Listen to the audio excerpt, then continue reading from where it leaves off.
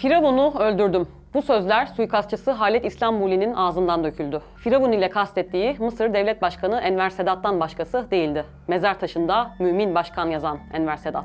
GZT 10-10 Orta Doğu serisinin bu videosunda Mısır'ın Nobel ödüllü Cumhurbaşkanı Enver Sedat'ın hayatına yakından bakacağız.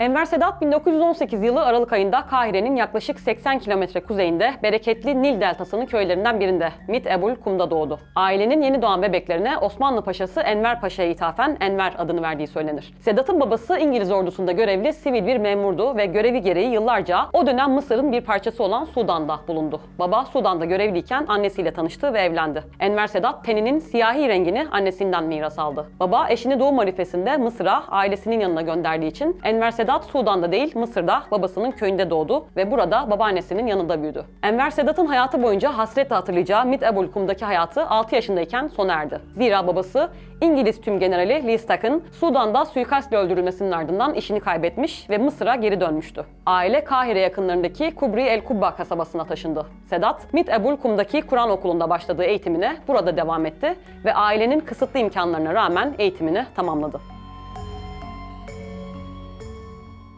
Enver Sedat'ın hayatının akışını değiştirecek olay 19 yaşındayken gerçekleşti. Mısır'ın en prestijli askeri okuluna, Kahire'deki Kraliyet Askeri Akademisi'ne kabul edildi ve 9 ay sonra asteğmen olarak mezun oldu. Bu sayede ailesi alt sınıflardan olmasına ve kendisi de siyahi olmasına rağmen Mit Ebul Kum'un en varlıklı ailelerinden Türk asıllı bir ailenin kızıyla İkbal Afifi ile 1940'da evlenebildi. Sedat'ın bu evlilikten 4 çocuğu oldu. Ancak Enver Sedat için askerlik para ve statü kazanabileceği, böylece aile kurabileceği bir iş değildi. Askerlik henüz çocukken babaannesi ve annesinin anlattığı hikayelerle Mısır'ı yarı sömürgesi gibi yöneten İngilizlere karşı geliştirdiği o derin öfkeyi aksiyona dönüştürebileceği ve Mısır'ın İngiliz esaretinden kurtulmasına katkı yapabileceği bir işti. Nitekim ordu içinde devrimci örgüt kurma fikrini ilk atandığı yerde Kahire'nin yaklaşık 350 kilometre güneyindeki Mankabat'ta meslektaşlarıyla paylaştı. Sedat hayalini kurduğu örgütün gelecekteki lideri Cemal Abdülnasır ile Mankabat'ta tanıştı. Ancak ikili arasında samimi bir dostluk gelişmedi. Hatta Nasır, Sedat'la arasına belirli bir mesafe de koydu. Bunun sebebi muhtemelen Sedat'ın fevri hareket etmeye oldukça meyilli bir karakter olmasıydı. Nitekim Sedat, dönemin en güçlü toplumsal dini hareketinin, Müslüman kardeşlerin lideri Hasan el-Benna'yı da fazlasıyla ihtiyatlı bulmuş. Hatta el-Benna'ya bunu açıkça dile getirmişti. Fevriliği yüzünden Enver Sedat büyük bir bedel de ödedi. 1942'de ordudan atıldı. Hatta tutuklandı ve 2 yıl Kahire'deki yabancılar hapishanesinde kaldı. Bu dönemde ailesi asker arkadaşlarının yardımlarıyla geçindi. Sedat 1944'te yaptığı açlık grevi yüzünden kaldırıldığı hastaneden kaçarak yaklaşık 1 yıl kaçak hayatı yaşadı ve ancak 2. Dünya Savaşı'nın bitmesiyle normal hayatına ve Mısır'ın İngiltere'nin yarı sömürgeliğinden kurtulma çalışmalarına geri döndü. Sedat'ın adamlarıyla yürüttüğü fiziki şiddet içeren saldırıları sadece İngiliz askerleriyle sınırlı kalmadı. İngiliz yanlısı Mısırlı politikacılara da yöneldi. Bir dönemin efsanevi Waft Partisi lideri Mustafa el-Nahas'a suikast girişiminde bulundular. Ancak bu girişim başarısız oldu. Bir başka hedefse yine İngiliz yanlısı Emin Osman Paşa'ydı ve Enver Sedat'ın eğittiği bir suikastçı Paşa'yı öldürmeyi başardı. Tutuklanan suikastçı Enver Sedat'ın ismini verince Sedat bir kez daha tutuklandı ve Mısır'ın merkez hapishanesine konuldu. 54 nolu hücresinde ne bir yatak, ne masa, ne de bir lamba vardı. Sedat'ın tek varlığı palmiye yapraklarından yapılma bir hasır ve kirli bir battaniyeydi. Sedat bu oldukça zor koşullarda 18 ayını 54 nolu hücrede geçirdi. Ancak takip eden 13 ay boyunca biraz daha rahat koşullara erişti. Bu zor döneminde ailesine Hasan el-Benna'nın girişimiyle Müslüman kardeşler düzenli yardımlar yaptı. Sedat'ın koşulları merkez hapishanesinde öylesine kötüydü ki 1975'te Tura hapishanesinin yıkımını bizzat kendisi başlatacak. Hapishanenin duvarlarına ilk kazmayı kendisi vuracak ve bunu defalarca yapacaktı. Mısır'da gerekli sağlık koşulları ve şartlara uygun hapishanelerin inşasına ise yine onun döneminde başlanacaktı. Yine bu zor dönemde ilk evliliğini de sorgulamaya başladı. Onun için hiç kuşkusuz İkbal Afifi iyi ve sadık bir eşti. 4 çocuğunun annesiydi. Ancak uğruna hayatını adadığı, kariyerini riske ettiği değerlerle ilgisi yoktu. Ve ona yazdığı mektupta hapishaneye artık onu ziyarete gelmemesini söyledi. Nitekim 1948 Temmuz ayında beraat edince ailesinin yanına değil, Kahire'nin yaklaşık 25 kilometre güneyindeki Hilvan'a yerleşti. Yalnız kalmak ve geleceğini düşünmek için. Ancak bu dönem kısa sürdü. Sedat bu dönemde henüz 16 yaşındaki Cihan Rauf'la tanıştı. İlk eşinden boşandı ancak eşine ve çocuklarına bakmaya devam etti. 8 yıl ayrılıktan sonra ordudaki görevine iade edildi ve Cihan'la evlendi. Enver Sedat'ın Cihan'dan da 4 çocuğu olacaktı. Aynı yıllar Cemal Abdülnasır liderliğindeki Hür subayların Mısır ordusunda gittikçe güçlendiği yıllardı. Ancak Enver Sedat hareketin büyüdüğü bu dönemde orduda görevli değildi. Dolayısıyla da devrimci ve eylemci geçmişine rağmen hareketin liderlik kadrosunda yer bulamadı. Öyle ki darbedeki rolü bile sınırlı kaldı.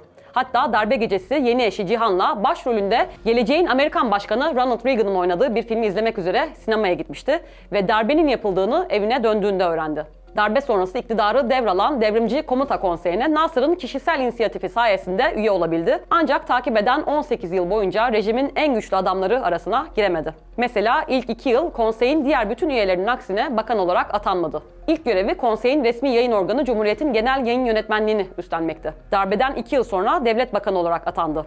1959'da Mısır'ın iktidar partisi Milli Birlik, İttihad-el Kavmi'nin sözcüsü oldu. 1960'tan 1968'e kadar da meclis başkanlığı yaptı. 1964'te başkan yardımcısı olarak atandı ancak bu çok kısa sürdü.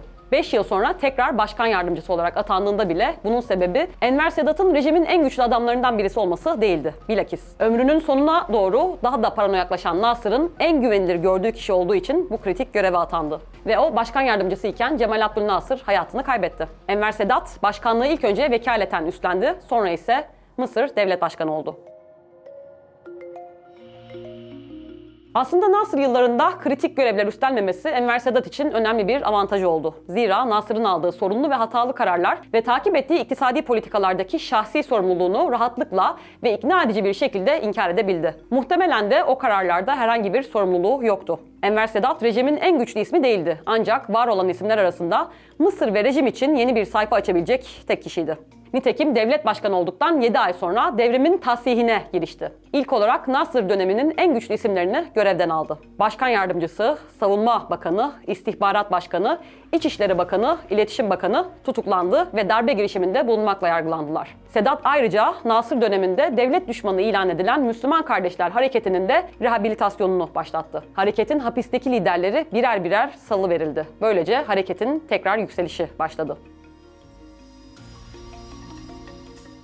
Sedat 1971 yılı Şubat ayında oldukça cesur bir adım attı ve İsrail'in güçlerini Sina Yarımadası'ndan çekmesi karşılığında barış teklif etti. Teklif İsrail tarafından ciddiye alınmadı. İsrail barışa zorlanmalıydı. Bu da ancak savaşla olurdu. Sedat ilk olarak ülkedeki 7500 civarındaki Sovyet uzmanının işine son verdi ve Sovyetler Birliği'ne Orta Doğu'daki en önemli müttefikini kaybetme korkusu yaşatarak hem manevra alanını genişletti hem de daha üstün silah yardımı aldı. Takip eden yaklaşık 2 yıl boyunca Sedat İsrail'le yeni bir savaşın planlarını yaptı. İsrail'e ve en büyük destekçisi ABD'ye aslında savaşa niyetli olmadığı görüntüsü verdi. Mısır ordusu Yahudilerin dini bayramı Yom Kippur'a denk gelen 6 Ekim 1973 günü İsrail'in Süveyş kanalındaki mevzilerine Suriye ile koordineli bir saldırı başlattığında İsrail şaşkın ve hazırlıksızdı.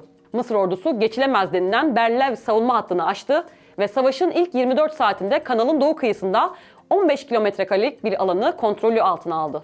2 gün sonra başlayan İsrail'in karşı saldırısı başarısızlıkla ve büyük kayıpla sonuçlandı. Ancak ABD'nin sağladığı askeri yardımla İsrail ordusu toparlandı. Hatta Süveyş kanalının batısına geçip Mısır ordusunu çembere alma operasyonuna girişti. Ancak ABD ve Sovyetler Birliği'nin baskısı ve Suudi Arabistan ve İran başta olmak üzere Arap ve Müslüman petrol üreticisi ülkelerin başlattığı petrol ambargosu etkili oldu ve taraflar 25 Ekim günü ateşkes imzaladı. Savaş Mısır ordusu için bir zaferdi. 6 yıl önce İsrail ordusu karşısında tel tel dökülen ordu, İsrail ordusu karşısında tam bir zafer kazanamasa da ciddi bir güç olduğunu ispatlamıştı. Bu zafer Enver Sedat'ın elini de güçlendirdi. O artık bir savaş kahramanıydı ve artık devrimin tasihine devam edebilirdi. İsrail ile barış dosyasını yeniden açtı. Cesur bir adım atarak 1977 yılı Kasım ayında İsrail'i ziyaret etti ve İsrail Meclisi'nde bir konuşma yaptı. Konuşmasında Arap-İsrail çatışmasına kapsamlı bir barış çağrısı yaptı. Bir adım daha attı ve 1979 Mayıs'ında dönemin İsrail Başbakanı Menahem Begin'le Washington DC'de Camp David Sözleşmesi'ni imzaladı. Sözleşmeyle İsrail 1967'de işgal ettiği Sina Yarımadası'ndan çekildi. Mısır, İsrail'i resmen tanıdı ve Arap ülkeleri arasında bu adımı atan ilk ülke oldu. Bu adımından ötürü Menahem Begin'le birlikte Enver Sedat Nobel Barış Ödülünü aldı. Enver Sedat dışarıdan Nobel alırken içeride hem Mısır'da hem de Arap dünyasında sert tepkileri göğüslemek zorunda kaldı. Nitekim Mısır, kendi kurduğu ve merkezi Kahire'de olan Arap Ligi'nden Camp David Sözleşmesi imzalanmadan 2 ay önce atıldı. Mısır'a yaptırımlar uygulandı, bütün finansal yardımlar kesildi. Sedat 1973 savaşının ardından Nasır'ın inşa ettiği sosyalist ekonomik modeli terk etmeyip İnfitah adı verilen neoliberal ekonomik reformları başlatmasaydı belki İsrail'le barışa karşı doğan yerel tepkiyi sindirebilirdi. Ancak bu reformların gereği olarak devletin ekonomik ve sosyal yardımları kısma girişimi sokak protestolarını getirdi. Protestolara ordu müdahale etti. Ancak yardımların kısılması kararından vazgeçildi. Yarım yamalak uygulanan reformlar Nasır döneminde çökmüş ekonomiyi ayağa kaldırmaya yeterli gelmedi. Köyden şehre göç ve devletin kamu hizmetlerinin kötüleşmesi Sedat'ın halk katındaki popülaritesinin altına oydu ve sonunu getirdi. Enver Sedat 1973 savaşından tam 8 yıl sonra zaferin kutlama töreninde Cemaat-el İslamiye örgütüne mensup bir teğmen Halit İslambuli tarafından suikastle öldürüldü. Cenazesine Sudan ve Somali devlet başkanları haricinde hiçbir Arap lideri katılmadı. Sedat Kahire'deki meçhul asker anıtına gömüldü. Mezar taşında "Savaşın ve barışın kahramanı" yazıldı. Suikastten 6 yıl sonra yayınladığı kitapta karısı Cihan Sedat ise "Kocam savaşın mağduru değildi, barışın mağduruydu" yazacaktı. Firavun'u öldürdüm. Bu sözler suikastçısı Halit İslambuli'nin ağzından döküldü. Firavun ile kastettiği Mısır Devlet Başkanı Enver Sedat'tan başkası değildi. Mezar taşında "Mümin Başkan" yazan Enver Sedat.